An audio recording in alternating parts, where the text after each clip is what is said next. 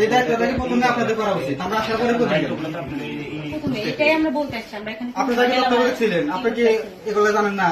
রোগী কেন ভোগান্তিতে পড়বে? 3টা জায়গায় গেছে তো এখন যে তত্ত্বাবধায়ক আছে তাতে এগুলো একটু ঘুরে ঘুরে দেখা উচিত। আপনার রান্নাঘর করেন কেন? রান্নাঘর করেন কেন? আমরা বাইরে নেবো কেন? আমি এখন অস্ত্র নিয়ে খাই গলা কাটে মন উড়ি করে দেবো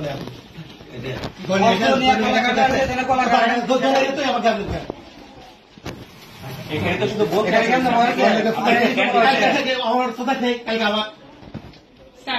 কালকে বলা হয়েছে, আজকে আপনি বলা হয়েছে